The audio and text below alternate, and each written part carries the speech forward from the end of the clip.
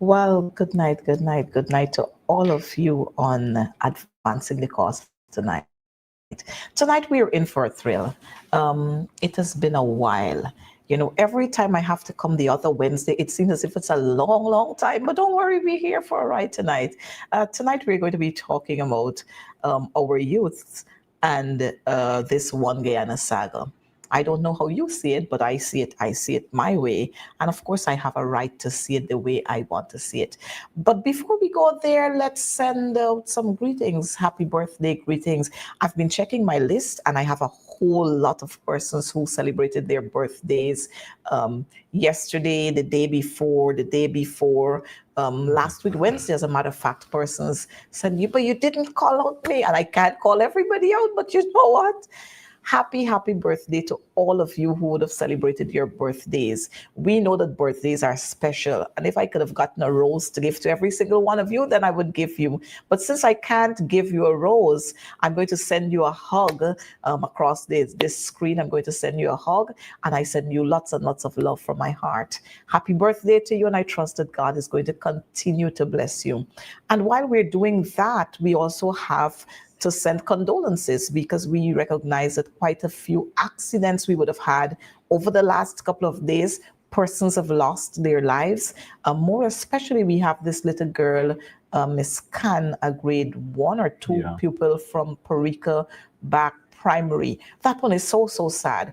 And so we want to extend our heartfelt condolences to all of these persons, especially to the parents of that little young lady and to her school family, her peers at school.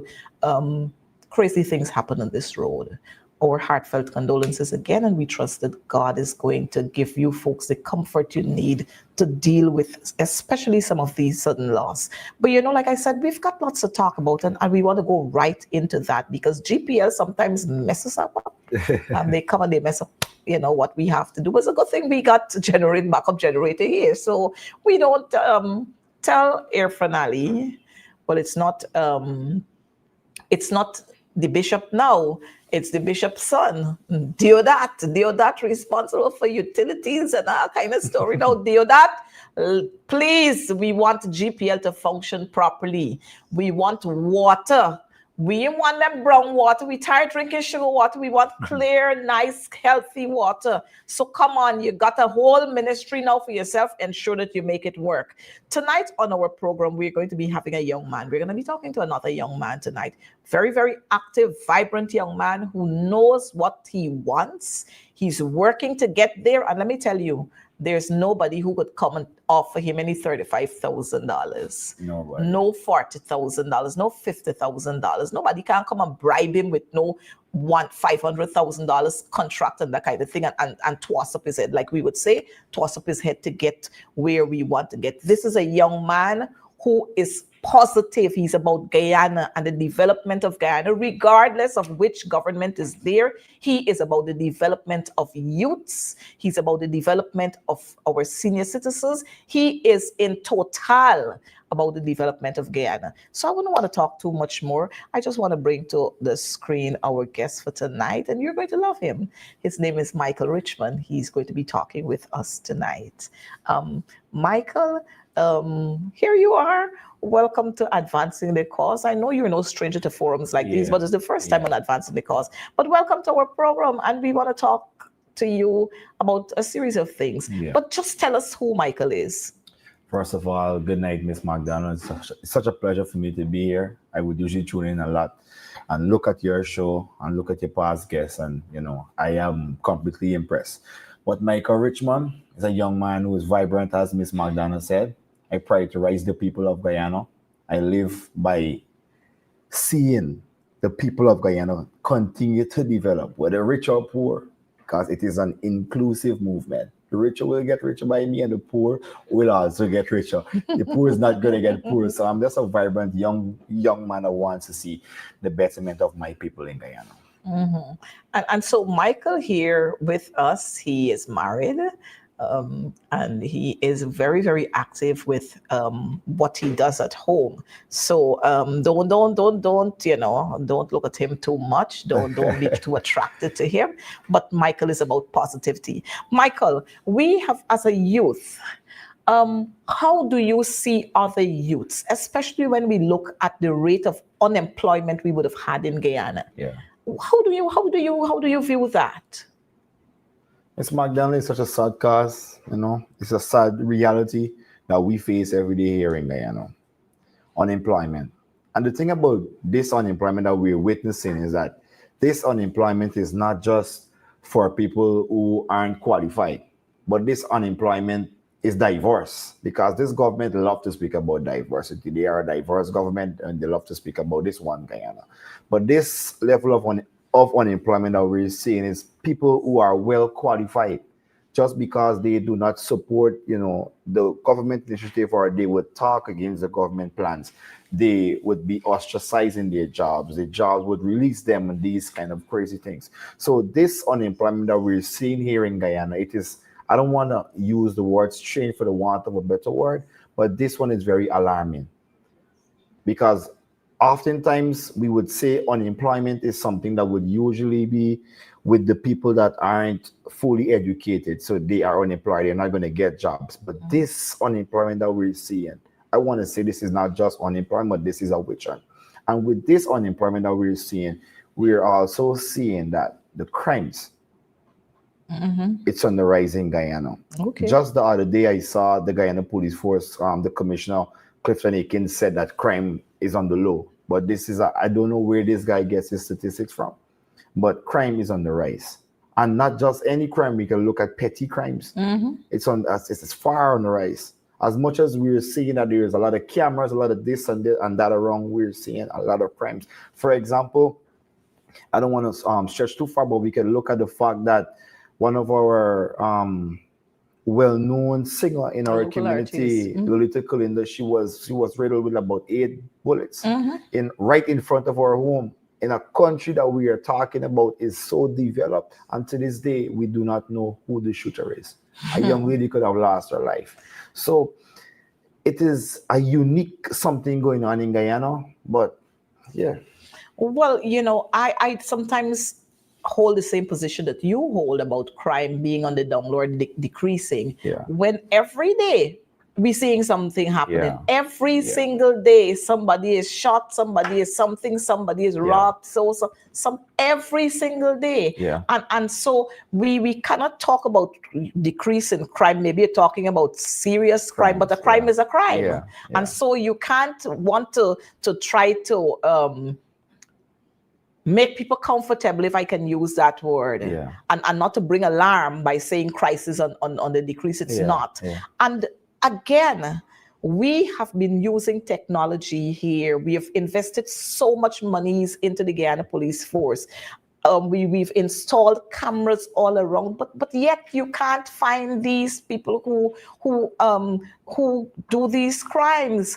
One of the things I've looked at, and it's puzzling that when we have crimes being committed, very rare we could find those criminals. But if you have a protest action and slogans chants are being said, then you can pinpoint, you can find the persons there to attach all kinds of charges to them. And so something is definitely wrong with the Guyana Police Force.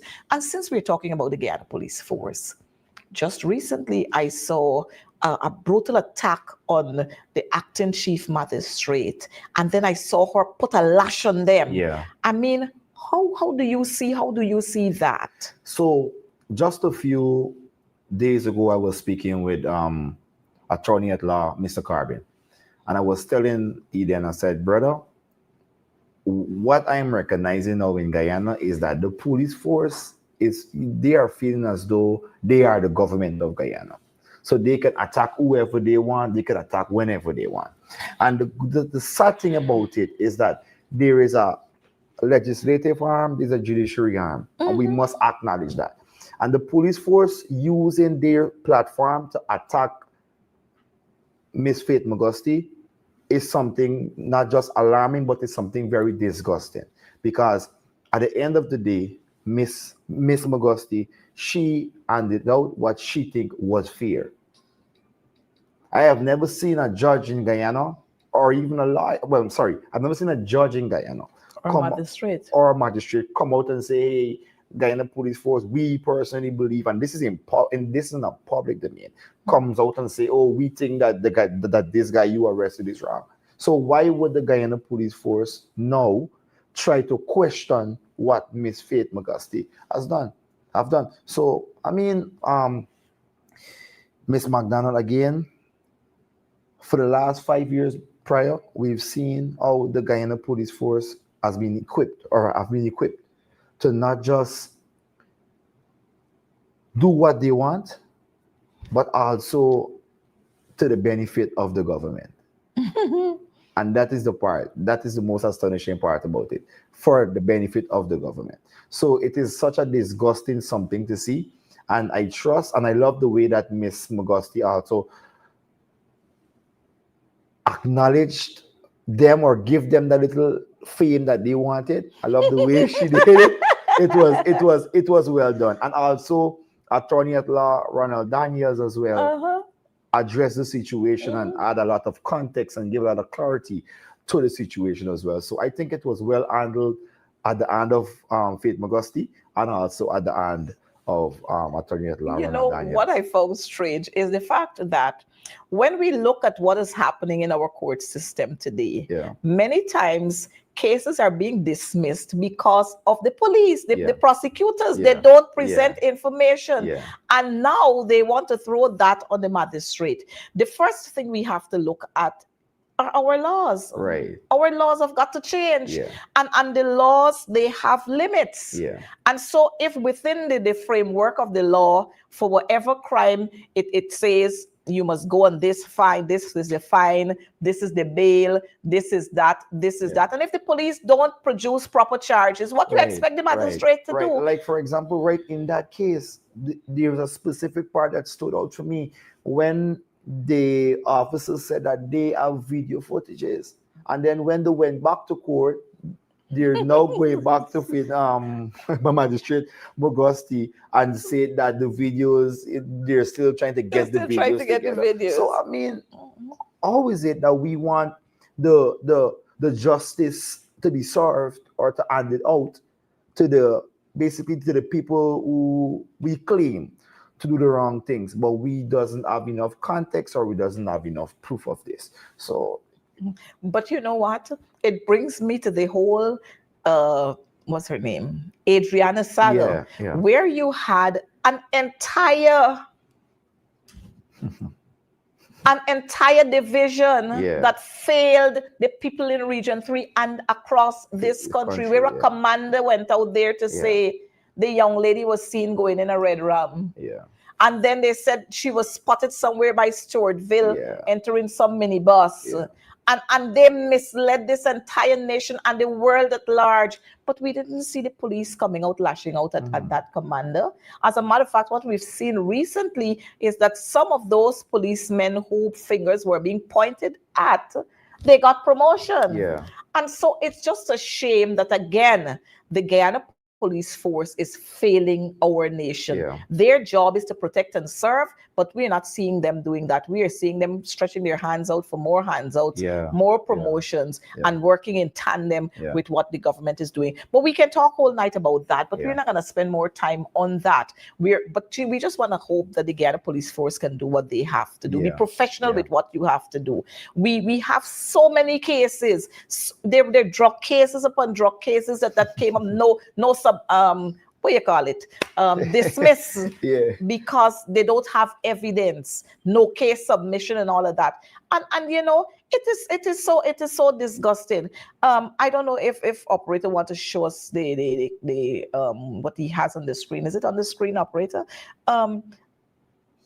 Yes, is it on the screen? If we can have, we're going to show a picture which is saying that we're still waiting for justice. The family members are still waiting for justice, and the police are the ones who are supposed to be doing what they're doing, but they're not doing anything. And you know, when you lash out at them and when you talk about them, then they get all uptight and that kind of thing. But you want to lash out at a magistrate when you're not doing what you're supposed to be doing. Here is it. Look, we got how many families still waiting.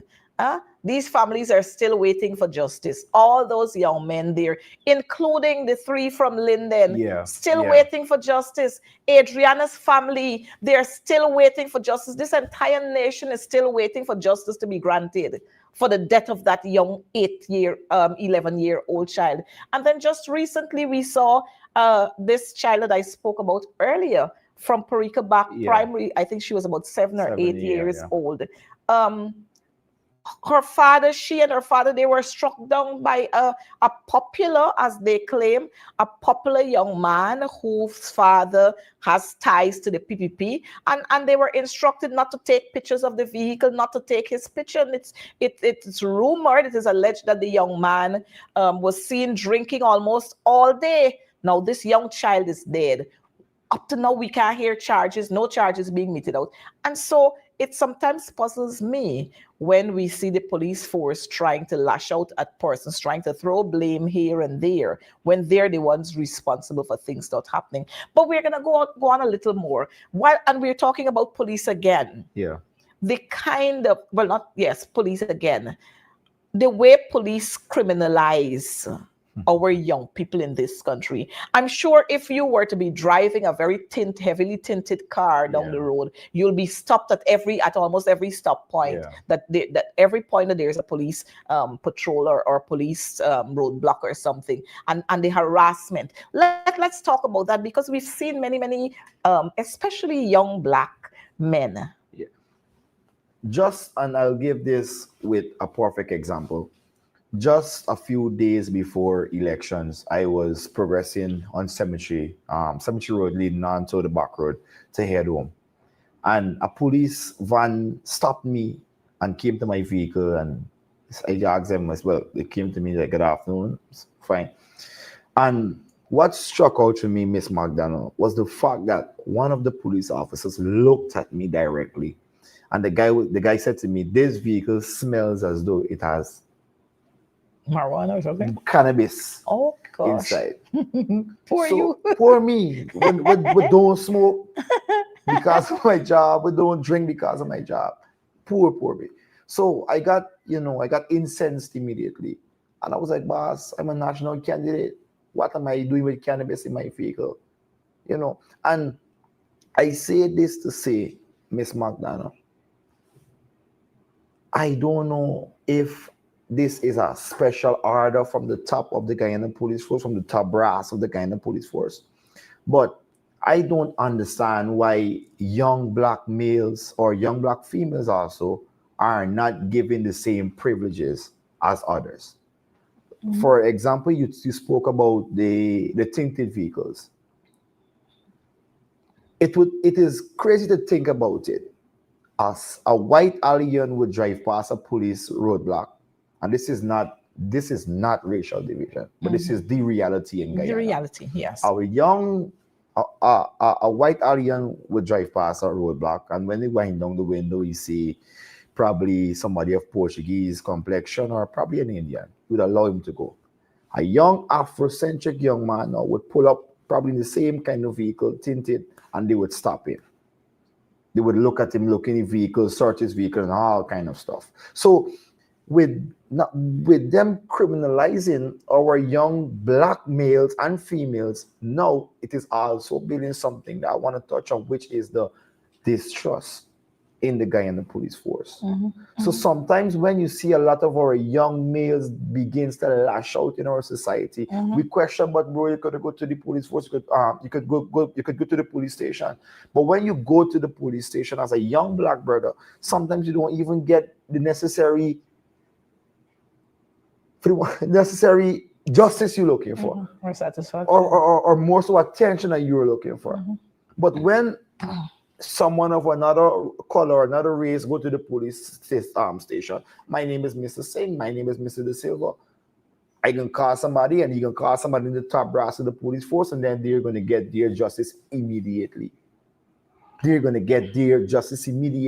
So I think that it is about time. The president, especially Mohamed Irfan Ali, spoke about the inclusivity, and he spoke about the One Guyana, he spoke about the diversity. But almost a almost a month into his, into his second stint, we continue to see how the Guyana police force criminalizes the young black male and females in our community. So here we're talking about same script, different cast. Different cast. This One Guyana sagas we're talking about, but it doesn't really impact the youths who are supposed to be impacted. Right. If you live in a particular area, fine. But if you live in another area, then it's no good for you. And we've seen this, and this is what it is.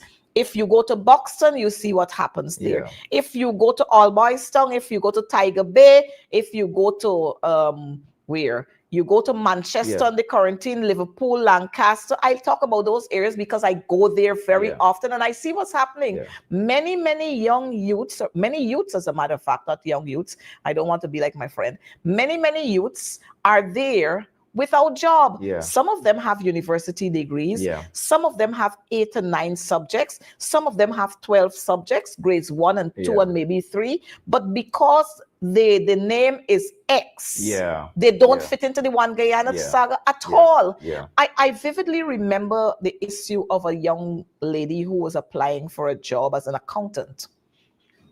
She went to the interview, and her name was, I think it was Sonia Passad, something Passad though. And so it was about 4 of them. And so the names were being called. They had 2 Afro in the midst. And so she was Afro because her father is Passad, but her mother is Afro-Guyanese. And so when they said Passad, she got up. Mm-hmm. And when she got up, people were like, people turn around. And when the young lady who called her name and the Sonia went up there, she said, "Your name is Sonia Passad?" "Yes." "You sure your name is Sonia?" "Yes." "Could I have a look at your ID?" And then she went in. But she was called ahead of the others who were there before her because of her name. But when they recognized who the young lady was, she suffered the same fate as the 2 Afro. So when we talk about this One Guyana thing, it's not working. And all they do is, all Airfronali and his clowns do, I'm going to call them that, is fool themselves about this One Guyana and this One Guyana. And I'm sure where you live, you can share some more about what's happening there. Not just where I live, but where I grew up too as well, Miss McDonald, because I grew up in Alboystown. So when I go to Alboystown, I would usually make sure that I tell my people and tell my friends and colleagues this. The One Guyana that these guys are speaking of, it does not entail us. Because one of the most... I'm sorry to say, but one of the worst quote I've heard in my life, it came from a young man from Alboystown, Miss McDonald. He said to me, "Michael, when are we going to come out of the gutter?" That's what he asked me. He said, "When are we going to come out of the gutter?" So I've seen this One Guyana as they're claiming that what they want to achieve. I've seen it fail miserably. Because I would always say there is no way that we can achieve a One Guyana when we have a land of 6 different people. Mm-hmm. It's just not possible, because you're going to only prioritize this set, and then what happens to the other 5? And I've seen in Alboystown all through my life, I've seen how police would come in your community. The Phantom Squad, I was a young boy. I've witnessed these things. I have witnessed that we would not have access to certain resources and certain equipments and certain things because we are from Alboystown. I went a lot of very reputable job interviews, and because they asked me, "Where are you from?" "I'm from Alboystown." "Well, you can't get the job. They're going to call you back." They never call you back. I have witnessed that if a young boy below the age of 16 years old ride a motorbike in Alboystown, he would be charged. I have friends that lives in Windsor Estate, and they are young boys at the age of 13, 12, riding these big scrambler, and police would usually, take a stroll in. But they ain't gonna stop them because they know they're in a gated community and their family probably is on the wealthy list in Guyana. So it's not just the One Guyana and the profiling, but also the segregation that it brings with it. So It is sad to see the One Guyana is a major failure. It continues to show that it's a major failure, not just in our livelihood, but also you can look at it from a perspective of sports too as well. We can ask ourselves, what sport is being prioritized in Guyana? It is going to be cricket. But what about the other sporting disciplines? You know, so the One Guyana is a total failure. I personally believe it is a cult. And I think that this whole One Guyana concept should be squashed and thrown in a bin. Same as the government, the whole PAPC, they should be squashed and thrown in the bin. And we just return to our motto, which says one people, one nation, one destiny. One destiny. Yeah. As against this One Guyana thing, which isn't working for us. Yeah. And while you were talking there, I my mind just flicked to some of our national athletes that we would have had, those who did the track. Yeah. Many of them. Yeah. Aliana Pompey and so on, with all the fame that she has gotten outside of Guyana. We hear of not recognized her for who she is, maybe because she's Black. We have seen there was this young man who used to run the distance races. His name is slipping me right now. Ford. Okay. You know, and we talk so much about sports and youth and culture and young people, but we don't see anything happening. And the most disturbing part of it is that we have there's a young man there who's in the Ministry of Sports, Youth, Sports and Culture. As a matter of fact, now we have two. And I'm waiting to see what they're going to do, because when you look at athletes who perform on the track, you don't hear anything about them. But if you're playing cricket, you soup up. If you're playing lawn tennis, you soup up. Lawn tennis. If you're playing some golf or something, you soup up. But once you're gonna be running on that track and you're doing long jump and high jump, you know where to be seen. And I'm saying that simply because of look what they have done to the national championship, the school's national championship. That has been watered down to just a little messy thing. We're doing it because we got to do it. And this cannot be One Guyana. Cannot be One Guyana. We've seen so many all through the years. We've seen the most powerful athletes coming from Linden. And to date, Linden doesn't have a track. To date, they don't have a track. But we've seen things building all over the place. And with the kind of resources that we have here, one would have thought that if we want to develop our young people, get them on the world scene, that we would start from somewhere at the bottom of the primary school. What I've seen just the other day, the president has made a proclamation that every Friday is PE. You tell me about it, because I know you have a wife that's a teacher. So tell me about this Friday afternoon PE. First of all, PE has been around forever. I'm not going to pretend. So if the president thinks that he's going to come and just make a proclamation and say every Friday is PE, I think he is just being as redundant as Sonia Parag as well. Because all my life I've known Friday to be a day of PE. So, but nevertheless, when we look at the success of our athletes, we must understand that we must develop from the grassroots level.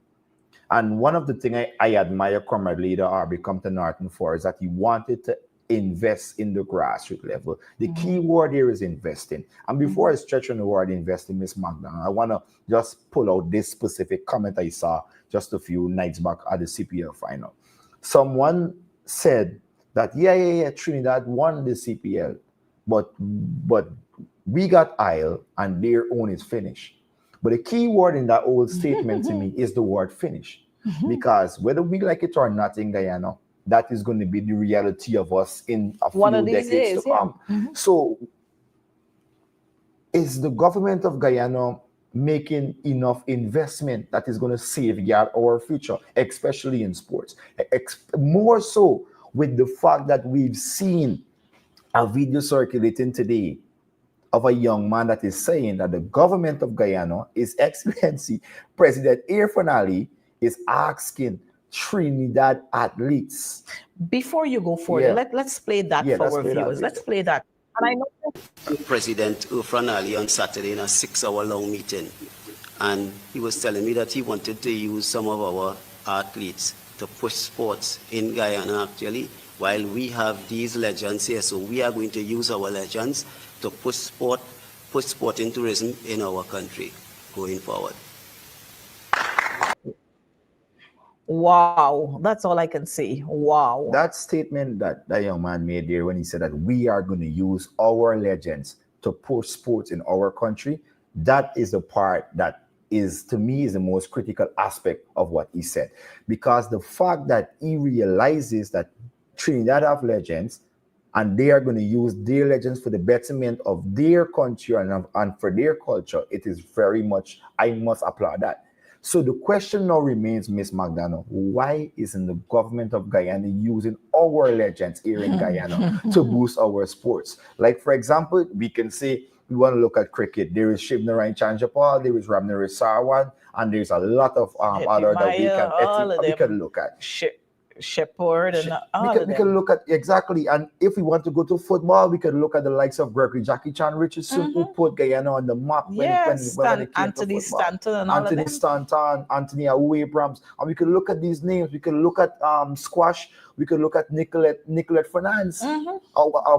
We can look at tennis. We can look at Chelsea Edge, who continues to be a name that is trending not only in Guyana, not only regionally, but globally. So again, I believe that we have the tools here in Guyana, but we have a government that is so attracted to friends, family, and favorite that they are not investing in the people and the manpower. As I was saying to some friends today, one of the most crucial aspects of development in Guyana when it comes to sports is coaching education. There's a coach by the name of Julian Edmonds. This guy continues to do magic every single year. And he's doing magic from the national park, an area that is pretty much congested every single day. That's where he is doing his magic. So we got to ask ourselves, Efren Halley Joan Edge of the Hill built the old Demerara Arbor Bridge, was completed in, we could look at in roughly 5 years or less than 5 years, sorry. And to this day, we don't have any projects that was completed by Charles Ramsden in 5 years. Not one major project we can look at. Well, Michael, that's why he's having a helper now. That's why he's having a helper now, because he is totally incompetent, and that's why he's gotten a helper. But while you were talking about all sports personalities, we started looking at P in schools. Which we know has been there, and we understand how the PPP operate. They always try to reinvent the wheel and paint it up new to look like something new. But this PE in school thing, PE every Friday afternoon. I mean, that's just how we jumping out, PE every Friday afternoon. Where is or was the thought process? But I think we've gotten accustomed to Efren now. Just going to bed, wake up at 5 o'clock. Is what time he just go to the burial ground and see he's go to the burial ground and he's go all over and he want to go walk and see. and these 5:30 meetings, he just jump out of his bed. Maybe when he's ready to pray, if it's 4 o'clock, he praying. He wake up at 3:30 or 3 o'clock, and then he just wake up with a bright idea and he plots it out there. PE every Friday afternoon. Where are the PE teachers in the primary, the nursery, and the secondary schools? Where are the PE teachers? What plan do we have in place? What are they going to be doing this week, next week, the following week? Just hands up, down, out, in. That's what they're doing.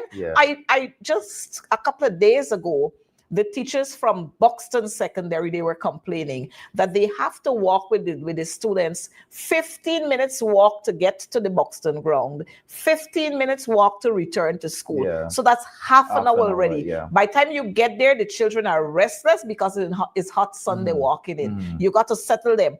How much and how effective would the PE that you're conducting with them there, how effective would it be when you don't have any specialist PE teachers?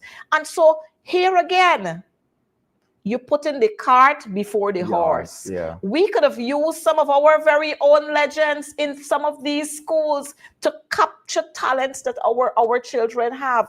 Those who want to be in cricket, they can bowl, they can bat, we capture those. And we have it organized. Those who are into athletics, we capture them and we have it organized. Those who want to do bodybuilding, weightlifting, that kind of thing, but there is no structure. So the teachers go out there, they say PE, the teachers go out there, hands up, down, out, in, touch your toes, breathe in, breathe out, PE in schools. I mean, in this day and age, with $1 trillion budget. Yeah. That's where we're going. Yeah, no structure.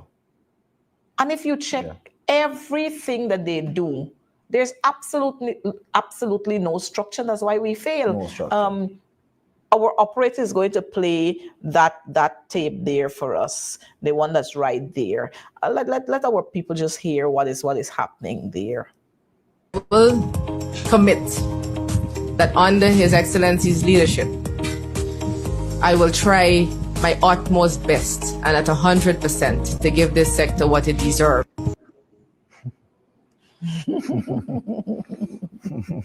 Well, you know, I always felt that Priya was crazy, but this here is crazy, sister. Yeah.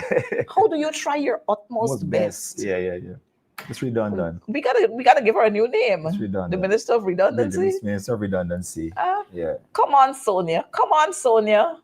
You gotta do better than that. You can't just come in and making them kind of mistakes. Yeah. And you know, it is saying to us, and again, what was the thought process when you were shifting some of these ministers around? We could understand, you know, Susan and all them things, all them skullduggery and so on that call there and all them implications with land and all kind of thing. But I mean, Priya was trying a little. Yeah. And you move Priya, well, you carry Priya to the dump because she going to look at dump site and she got bad with garbage in the city and garbage. So I mean, it was kind of bad. Yeah. That you're moving. You're moving bad and you're bringing worse. Yeah. I mean, this got to be a student from the no class left behind child.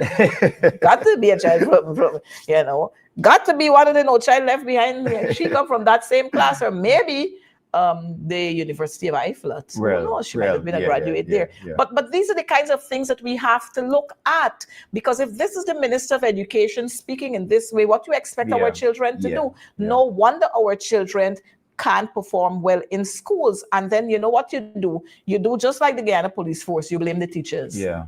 You blame the teachers. When those still at the top there can't speak well, can't do anything better. I don't know if operator has got that other one to show us, because again today our hearts were in our hands because we knew that Irfan Ali had to address the UN again today. I don't know if the operators got it. If he has it there, he can just play it for us. But again, another international embarrassment.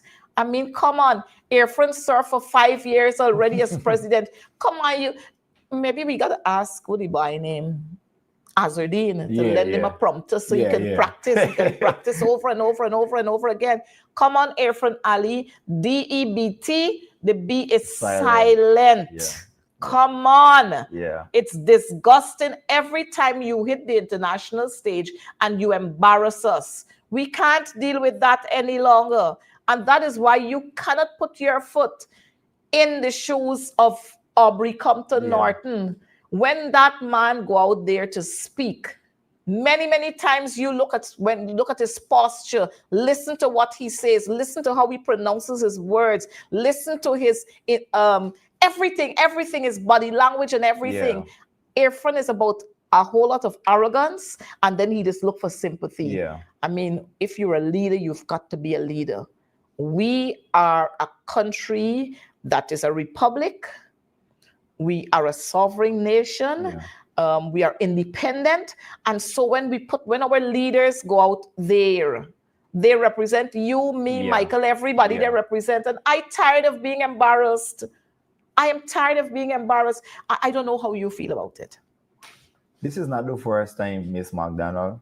It's not this. It's also not the second time. But again, I am not even surprised by it. Honestly, I am not. I think it's just something that is going to just continue as time progresses. So, Irfan, the most I could tell you is that, it's not depth. The B is not, you don't hear the B, it's depth. The country is in debt. So that's just the reality. Sometimes we have to. They must give us some jokes sometimes. But also, since we are also Miss McDonald, since we are on the Ministry of Education as well, I've seen also over the years that the Ministry of Education, they tried a lot to block certain access that some very reputable, some well-educated people were trying to, incorporate into the schooling system. And I never seem to understand as to why, because I personally believe, and this was my upbringing years ago, when I was in primary school and then to some part of secondary school, every week we'd probably every other week we'd have somebody very reputable would come to our school and share knowledge with us, because we believe more knowledge, is better for our upbringing. That's why a lot of times we as young men, we know how to walk on the road with females, men on the outside, female on the inside. We know how to shake up, we know how to stand, and these kind of stuff. So we realize now that these things are now missing from our schooling system. They say charity begins at home, which is fair, but we need to understand that a child usually be at school sometimes more than they be at home. So these are some basic things that we need to incorporate back into school. We had a PowerPoint project. I think it was the best part of 2 years ago, whereby Miss Carol Ben, who is now retired, she gifted us some about 12 to 15 schools in and across Guyana. We would go into the schools and we would have, life lessons and life conversations with these children. Sometimes they would talk about some difficulties that they are facing in their homes because they probably don't want to, or they don't want to say to certain teachers. But one day we got a phone call, and this was with Lodge Secondary School. I want to stretch on Lodge a lot, because the thing about Lodge is that we did so much work with Lodge Secondary School that the AHM herself reached out to me. She was like, Michael, we appreciate the work that you guys are doing with Lodge. We realize that the children morale in Lodge has, have changed. So we want you to continue. I don't know what happened. We got a phone call from the ministry, and they said that this program cannot continue anymore. Wow. Just like that, we got a phone call from the ministry. It cannot continue anymore. And then a few months later, at Lodge School, a young man was found with a gun in his bag going to school. So we were doing such a good job, but because I probably think it's because they knew that these people are not affiliated with the PBPC government. No, we're gonna cut this string. Operator is gonna show us what was happening at Mykobi at the schools there. That school has just been reopened. I mean, we had 2 months plus a couple of days to check on all our schools. Yeah. And look, here is what we are finding happening there. Yeah. Mykobi schools in Mykobi, they had to close their doors due to water disruption. And this is the Tusha complaining. When it's not water, it's toilets. They don't have proper toilets. When it's not proper toilets, it's that the place got a whole lot of grass. And I mean, with all the monies that has been approved under the education budget, under the local government budget. I hope that with Priya going over to local government, she can do something better, for the teachers in these schools.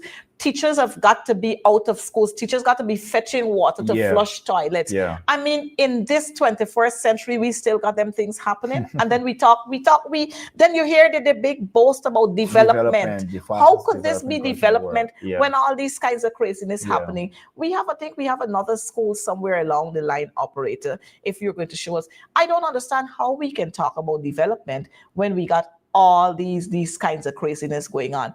And like I said earlier, if we don't find that one, I said earlier, same script, different cast. Look, the rice farmers were protesting the other day. Yes, and again, we see the rice farmers protesting. Yeah. Again, we're seeing this. So it's same script, different cast. Yeah. Same script, different cast. 5 more years for them. 5 more years for them. Look. Region 2 farmers in uproar over falling rice paddy and spoiled paddy. And they're complaining of how much they have to invest in their rice farms. And then this is what they're getting. I mean, it can never be right. In any organization, in any country, you are not going to be able to satisfy everyone. But at least persons are going to be comfortable. Now, these are the rice farmers who suffering this loss. When their paddy is grounded or when it's grounded or you grind it into rice, who you think feeling the squeeze? At the end of the day, who you think paying for that loss? Me and you. And so, as the more rich we get, is the more poverty is increasing. Because the rich will continue to get richer And the poor will continue to be poorer. And then when the poor gets poorer, what happens? We suffering, man. We Crime, suffering. teenage pregnancies. Domestic abuse. Oh, yes. And this is something a lot of people don't speak about because they keep thinking that domestic abuse is just one thing. But we got to understand sometimes frustration leads to domestic abuse. And I can't get a job. I mean, we are not condoning it, you know. We actually are. We are not condoning it. We stand against domestic abuse. But these. Before you go there, look, this is what operator, this is what poverty causes. Poverty causes this here. Yeah. And it's not only one. It's plenty of them. This is what poverty causes. Poverty causes that. So the mayor of Mabaruma is on the investigation for sexual assault. And it's not the mayor alone. We got the new minister, the junior minister of agriculture, plus Alistair Charlie. It's a set of rapists and all kind of people abusers. We got, you remember when the REO for Region 9 shot the young lady? So these are the kinds of people who are attracted to the PPP, including James Bond and the rest of them, Daniel Seram and so on. These are the kinds of people who are attracted to the PPP. And you know what's the result of this? Absolutely nothing will come out of this. And you wouldn't hear the police say anything on matters like these. So this is the mayor.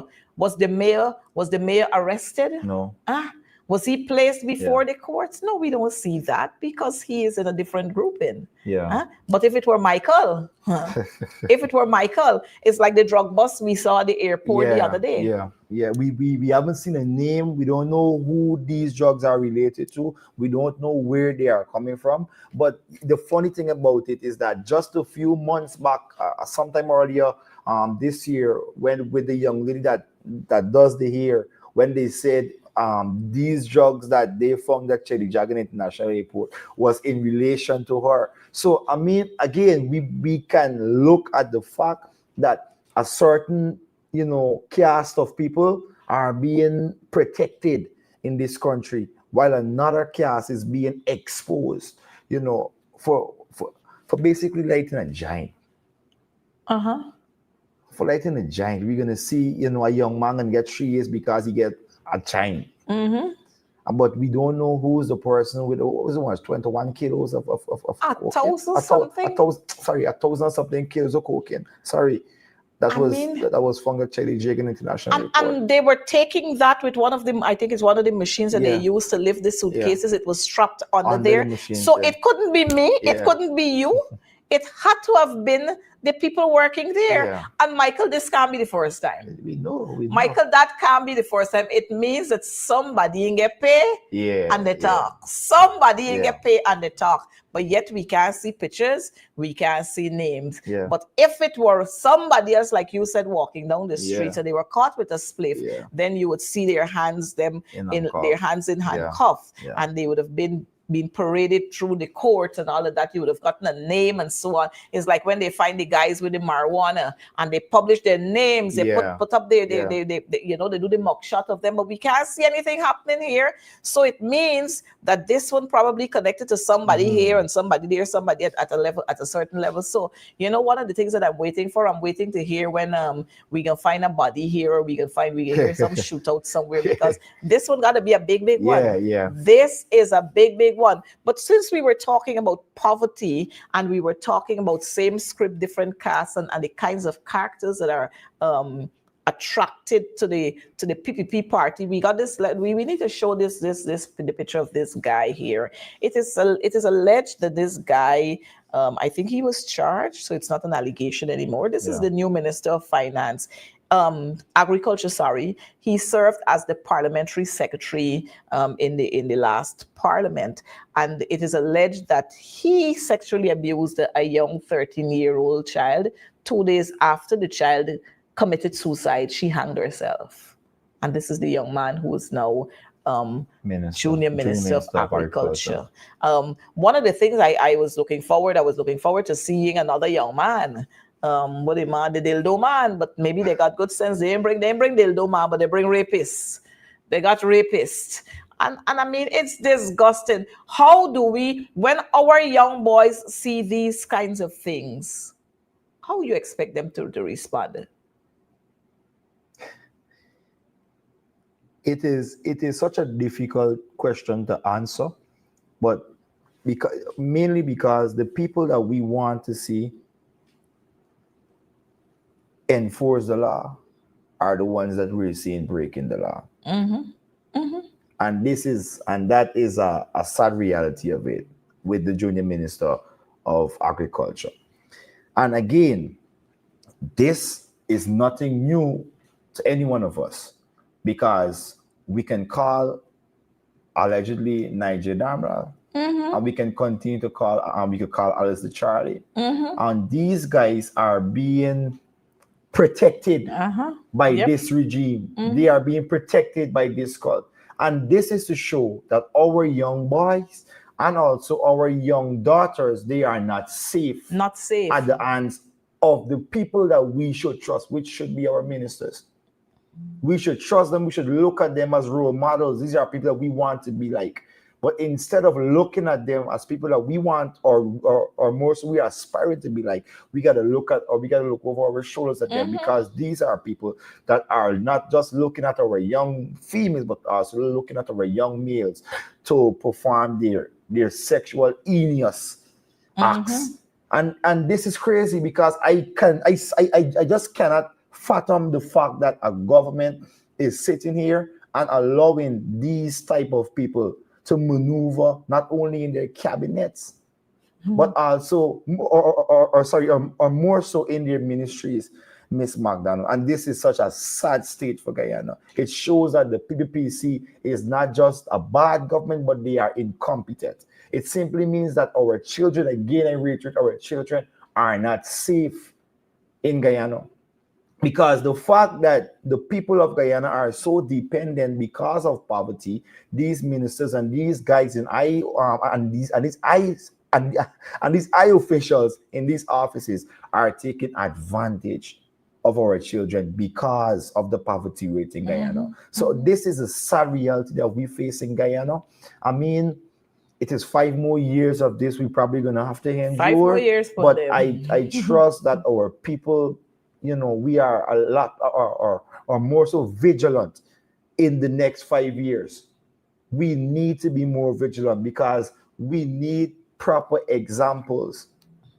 We need proper leaders to guide our children. We do not need ministers who are going to sexually provoke our boys, our sons, and sexually abuse our daughters. If our daughters refuse to have sexual intercourse with them, they're going to shoot her in our feet. We cannot have these things. We need to have a Guyana whereby our children are safe. That is just, me looking and thinking about it. It is just a very sad state of affairs. Well, since we are there, we just want to talk a little about you, Michael, a little bit more. I noticed some Sukraja, somebody is talking about Pagwali, something. And this is what they do. When you have to highlight the wrongs that are being done, they come on these programs. But I'm happy when they come on these programs because when they come here, they learn a lot. Yeah. And so Pagwali as against rap. You can't pronounce the word. Pagwali against you can't pronounce the word depth. Pagwali against I'm going to try my utmost best. Pagwali as against she is a preposition. Yeah. I mean, come on. So we got to fix it right. Yeah. We got to fix it right.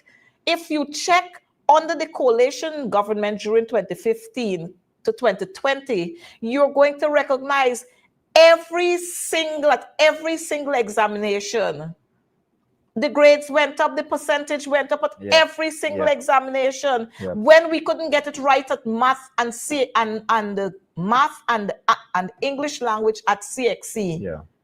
Under the coalition, that same minister, Nicolette Henry, we got it right. When we were struggling with 15 and 12 and 20 and so on, we went till to 40 something. We doubled it. 42%. We doubled, we English, we tripled it.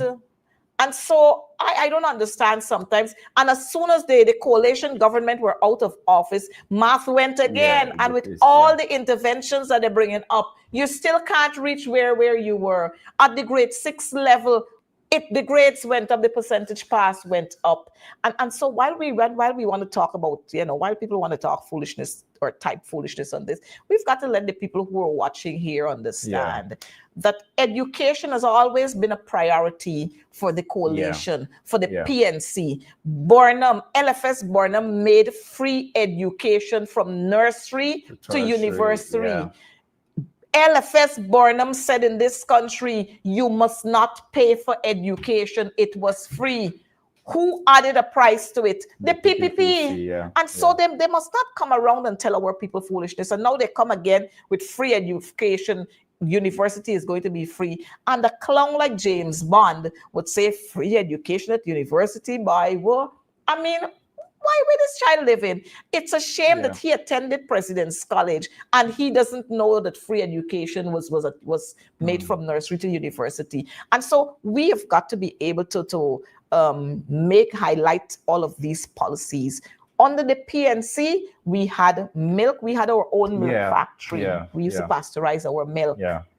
We had our own glass factory. We used to assemble vehicles right here, and so many others under the PNC. What have we seen? Are we assembling vehicles with all the $1 trillion budgets that we are having? Do we have a glass factory here?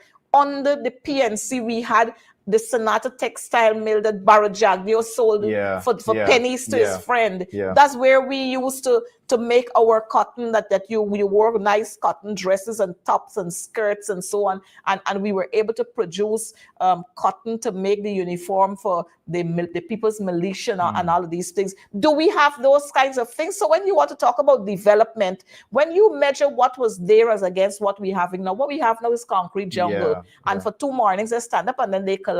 You look at the roads that we're having here. So we have to put all of these things into context. We got milk and biscuit at schools under the PNC. The coalition continue with that at a very high quality, not the foolishness that our children are getting now. You're getting foolishness for so much monies, and then you get quality for so much monies under another government.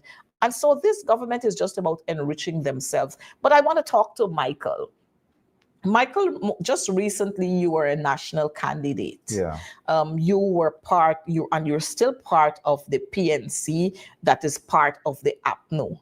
What would have motivated you to, because we had several other parties, but what motivated you to be with the PNC and to be part of Apnu and then coming on board as a national candidate? So when I decided to make that step directly into politics, I think one of my major point that I looked at was the fact that which party prioritized the development of Guyanese?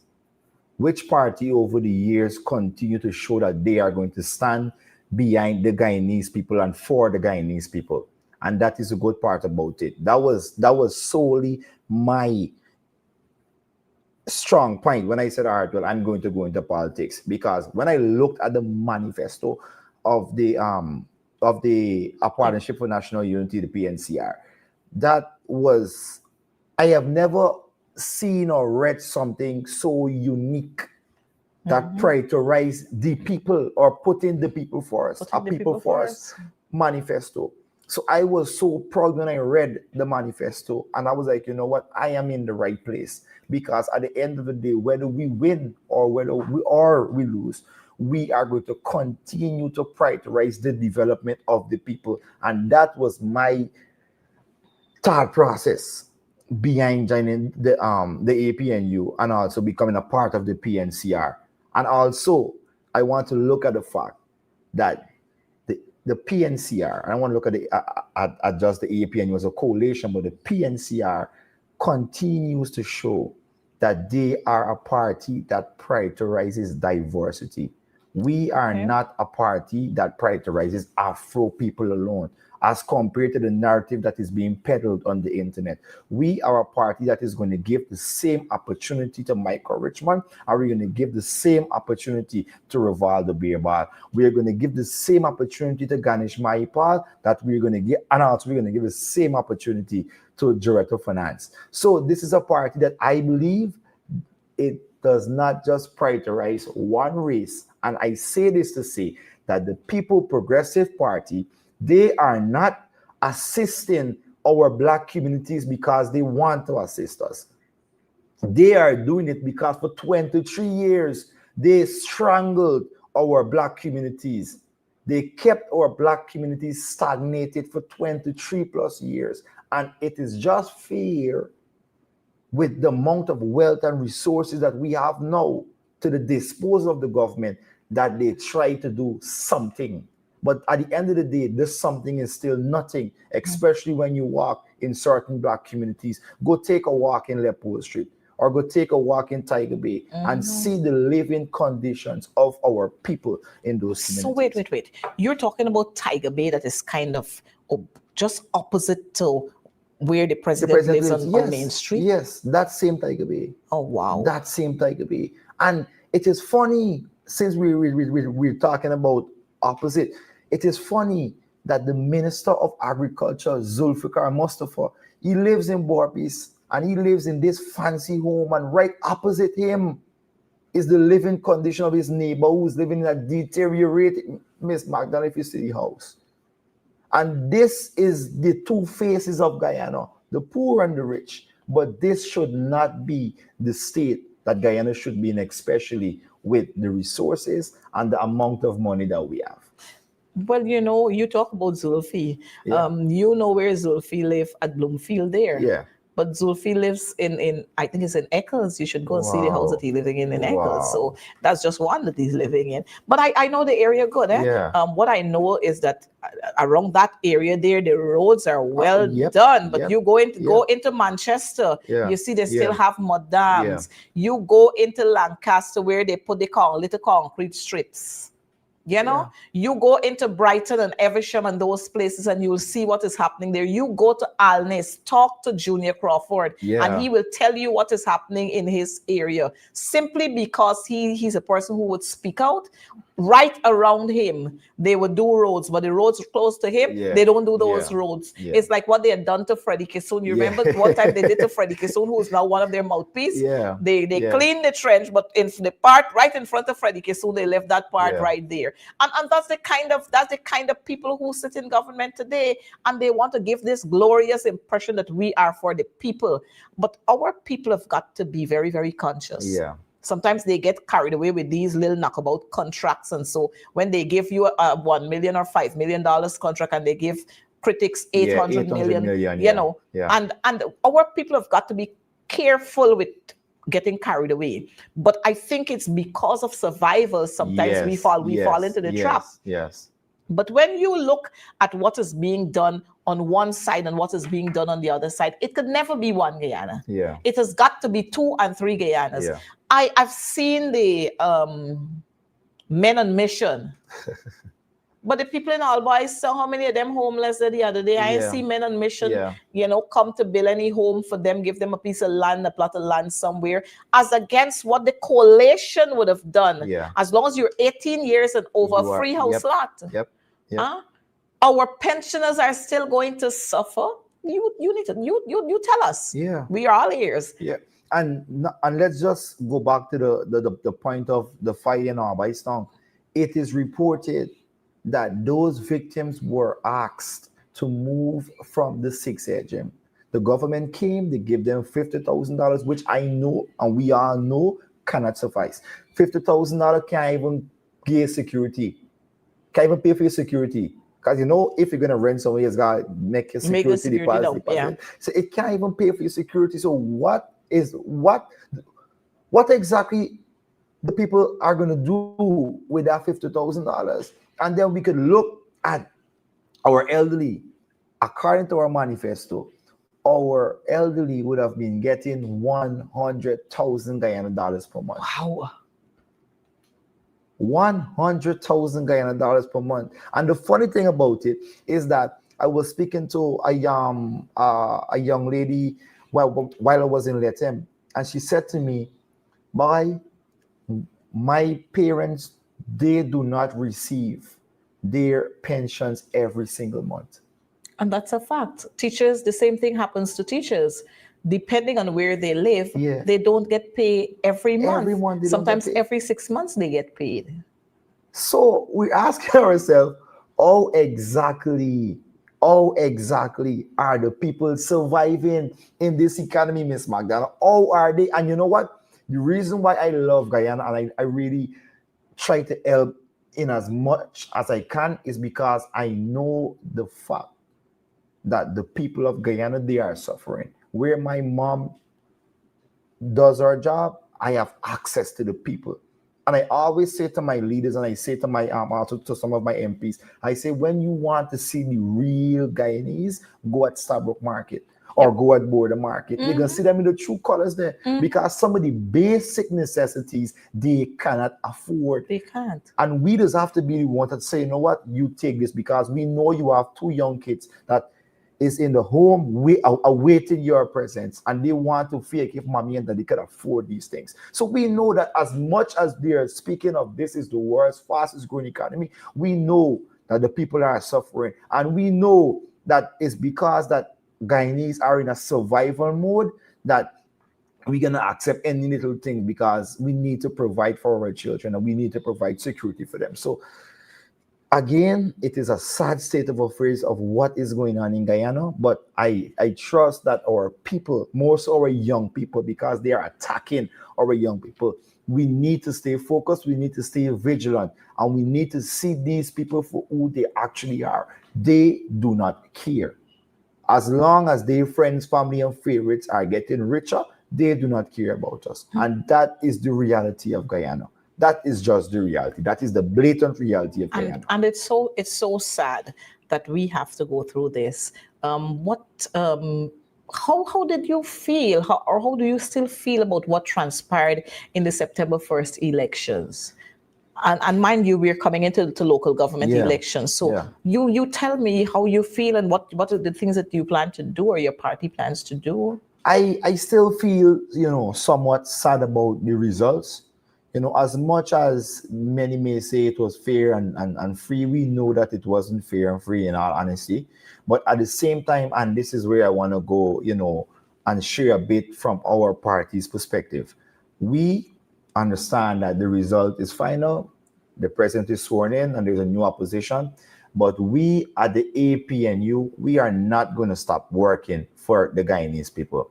We are going to continue to work. We are going to continue to advocate. We are going to start all the way over if we have to rebuild, because you see, as much since or most of post-election, we're seeing a lot of resignation.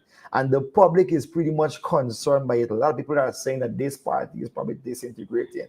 Or a lot of people are saying that, it's like we got a lot of internal issues. I want to say to Guyana, Miss McDonald, that life and politics is like a tree. And when the leaves get old, they will begin to fall by themselves. So the APNU and the PNCR, we are also welcoming fresh blood. As Ganesh Maipal said, we are welcoming fresh blood. We are welcoming new initiative, new young people that is going to drive this party into where it should be and also back into government come 2030. But we still have to think about what's going to happen at local government. Good. Because at the national elections, I remember we were touting all the time, clean voters list and biometrics, clean voters list. And they were saying that they needed 6 months to do it. Now you have more than 6 months to do it. So I'm hoping that Claudette Singh would be out by then. We have a new chairman and that they are going to work towards cleansing that list, and that we are going to have biometrics for local government elections.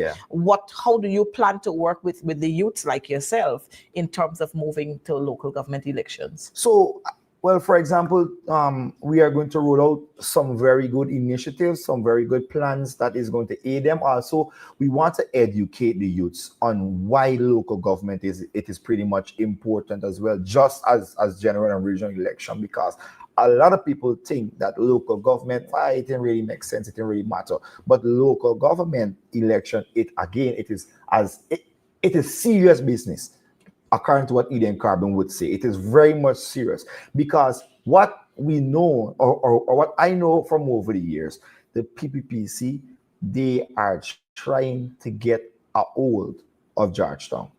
And if they do happen, which I forbid, I don't think it will happen. If they only get a hold of Georgetown, I think a lot of our strongholds, number one, a lot of people are going to lose their homes. Thank you very much. I was waiting for that one. A lot of people are going to lose their homes because the PPC, they're going to come into our community, they're going to want to bail, and they're going to want to give their friends, their family, and their favorites these contracts to build these gigantic stuff. They're going to lose their homes.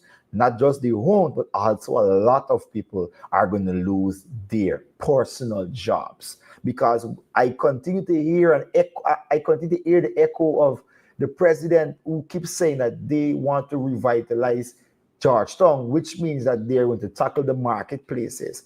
So people who are known to selling the little fruits and these kind of things, trust me, we have seen it before. Yep. They are going to try to remove They you. will remove They them, will not try. remove you.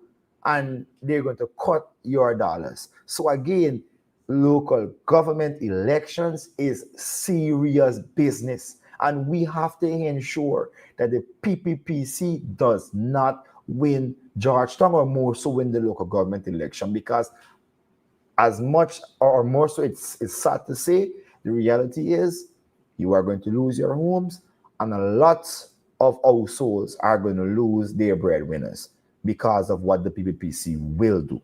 So again, local government election is serious business, and we will continue to educate our youths and educate the people on the importance of the local government election. We are going to continue to roll out plans that our youths, also not just the youth, but also some of our elderly, they are going to benefit from. So we continue to work. Even in defeat, we continue to work. Well, Michael, I want to thank you very much for being here, but we can't go as yet because we have to talk a little more about this local government elections. Yeah.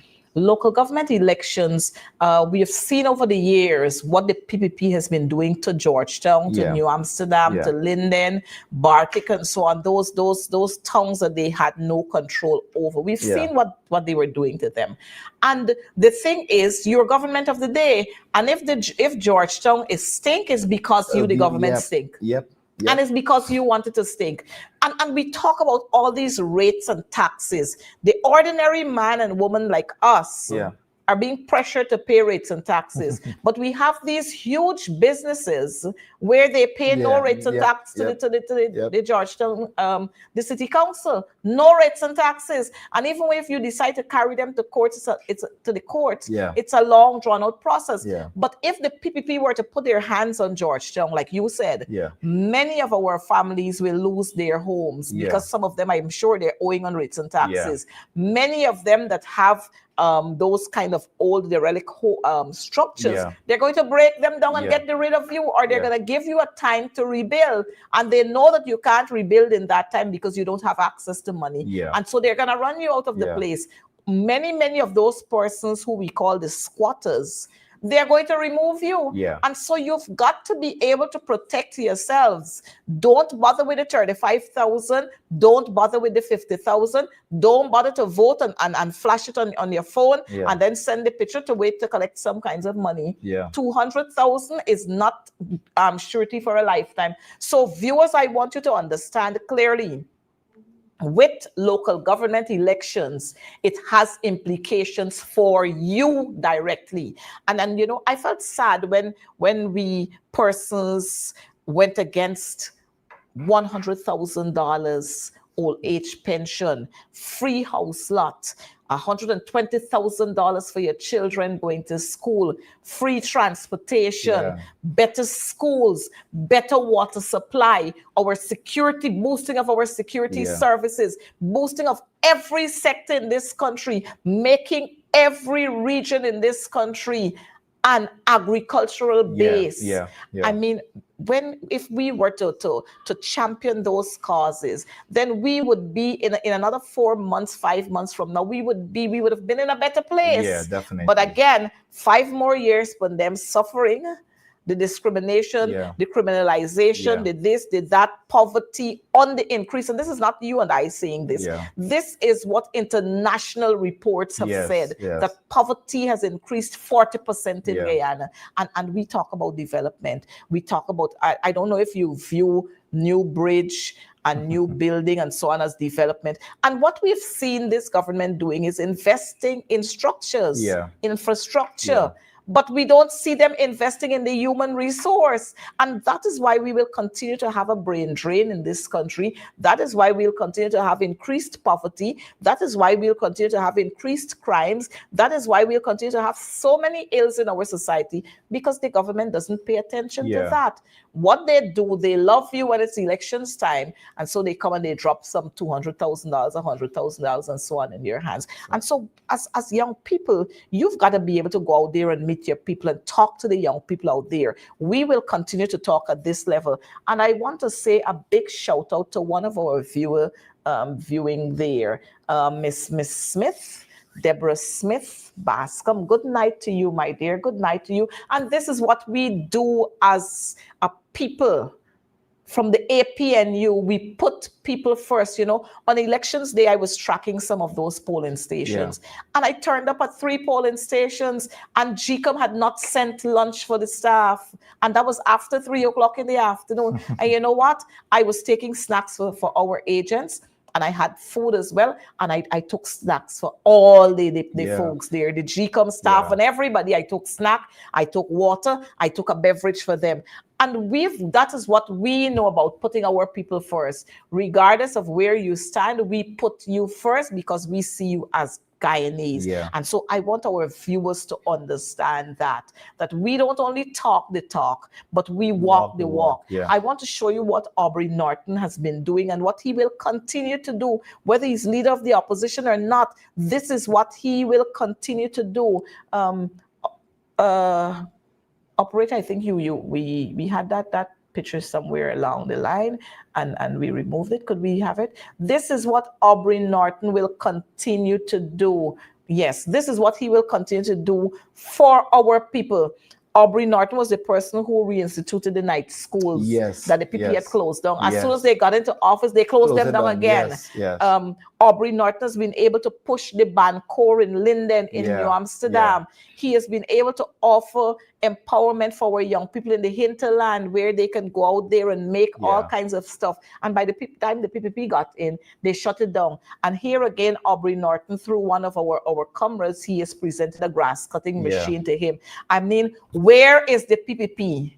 You got all the monies. Why you not doing these? You go around the communities and you see tall grass everywhere. But only when it's elections time, they come into weed clear gutters and they're handing out all of these contracts. This is what Aubrey Norton, as a leader, will continue to do. This is what Aubrey Norton, as a leader, we will continue to put people first. Whether you're Afro, Indo, Indigenous, Portuguese, whoever you are, he will continue to put people first. And, I personally want to thank Aubrey Norton for what he has done, not only for me, but the other persons around me, what he has done for children across this community, what he has done for the youths in this country, because he recognizes that in order for us to have change, we've got to put systems in place in terms of succession planning. So when you empower the young people, then it's easy for them to take over when you step in a corner. And so I want to tip my hat to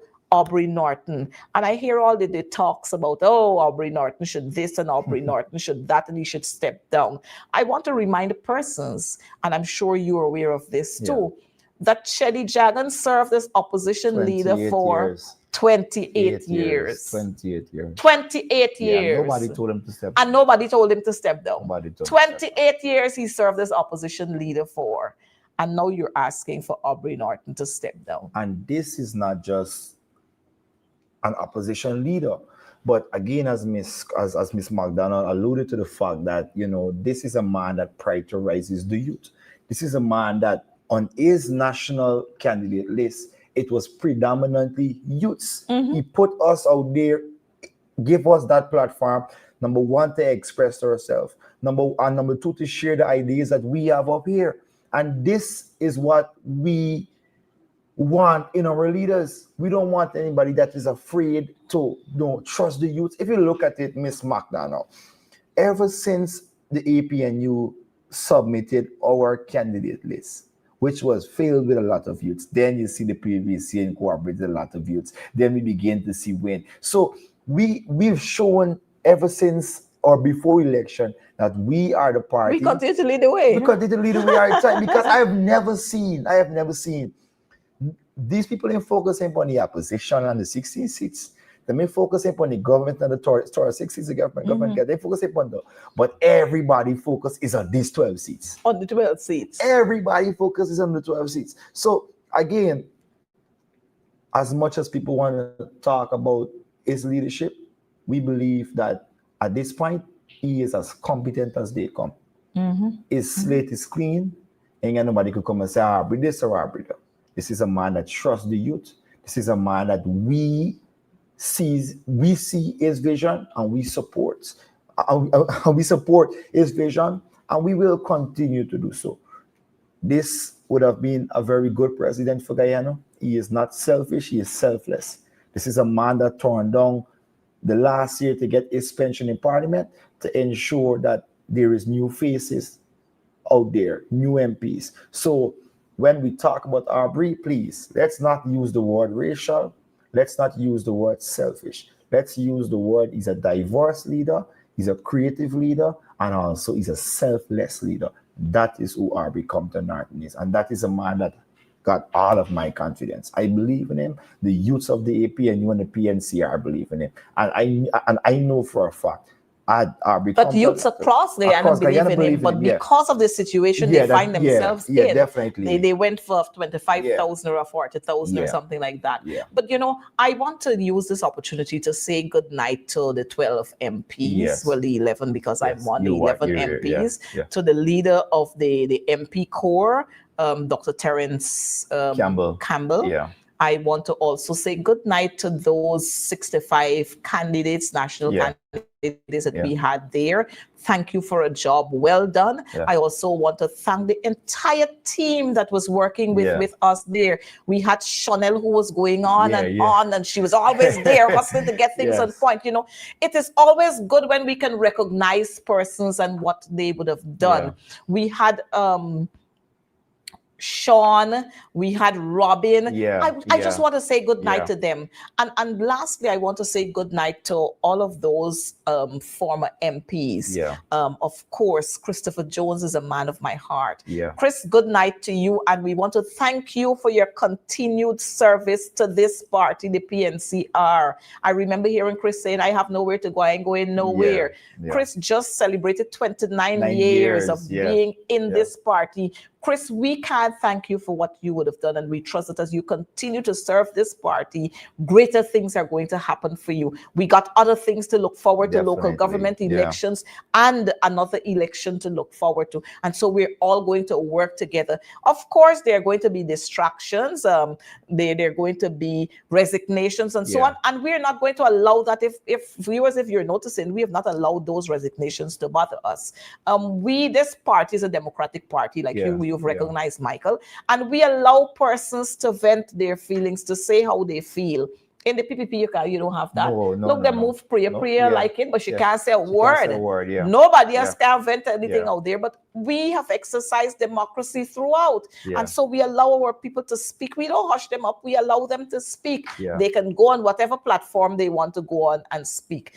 But our members and our supporters and all of Guyana know the truth. They know the truth. So when someone to paint Aubrey as a racist and he doesn't give Indo-Guyanese space to do what they want to do, look again at the flyer that you had there. It was Aubrey Norton as presidential candidate, Coretta Fernandez as prime ministerial candidate, Ganesh Maipal. It wasn't Aubrey and Coretta Nima.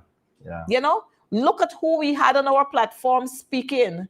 Rivaldo, Kamala, Selena, so many others, Joan Ramasindo, we had Marcia, a whole lot out there, Dinesh, Jaipal, Riaz, Ricky. And I mean, I don't understand how some people want to behave, but I think it's easy when you want to cast the shadow off of you to cast it on somebody else. Also, just to add, I think, and I really love the fact that you spoke on it.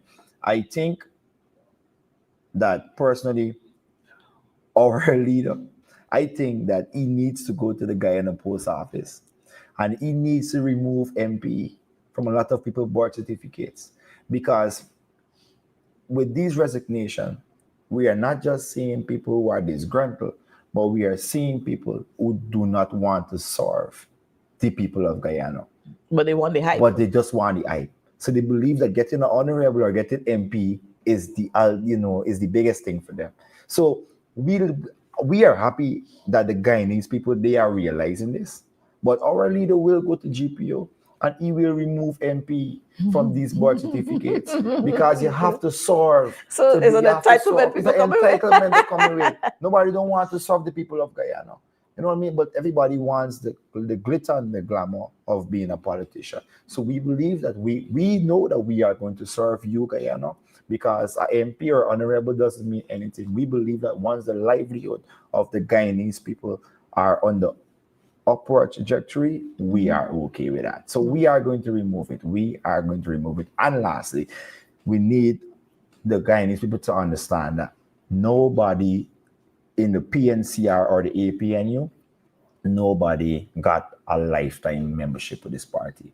So anybody could get up and decide that they don't want to be a part of this party anymore. It is their constitutional right. It's their free will to go wherever they want to. So nobody have a lifetime membership with the PNCR or the APNU. But what I can say that the APNU and the PNCR, we have given a lot of these young people that you're still resigning, albeit James Mann, albeit James Figueroa, Tanai McCall. So we have given them the platform that they have now. We have given them that push. And that's what we continue to do with more so a lot of our young people in the party. Well, Michael, I want to thank you for being with us here on Advancing the Cause. And I want to tell you that this is not going to be your last time here. As a matter of fact, I'm thinking of throwing this program into your hands for you to run with this program. I know it's going to be very, very tiring and kind of fatiguing, because when you look at your job situation. But this is what we have to do. Yeah. So there are some nights when we're going to be able to exchange and have you hosting this program with some of your other young people like you. But I just wanted us to end on this positive note, which says, if we want Guyana to grow, the PPP got to go. And so we must sound that alarm bell at the local government elections. We must sound that bell. Together, we will grow. The drugs will stop. The murders will stop. The accidents will stop. All the robberies and so on will stop. The discrimination of people will stop. And people will become, we will make our people the small man, the real man. And that's why we have decided that we will continue to put people first. We've not been given the opportunity to govern. But we're not going to stay there. Definitely. We still have a lot of things to do, and we will rise again. And we're taking that every day with us when we meet people along the way. Viewers, we want to thank you for being here with us. It's always a pleasure to have you. And without you, we'll have no Advancing the Cause. So Mucka, BVI, Bartica, I saw Switzerland in the house. I saw Barbados in the house. Good night, good night, good night to all of you. May God continue to bless you. Be careful on our roadways. I know here in Guyana, we have a whole lot of confusion in the mornings and the evenings. Oh God, we got the Demerara Harbor Bridge. One entrance in, one entrance out, and I don't know, and one road leading out, one road leading to the other. I don't know how that is going to ease the traffic congestions. But Guyanese folks, we love you, and we would want to see you next week for more on Advancing the Cause. Do have a good night and take care.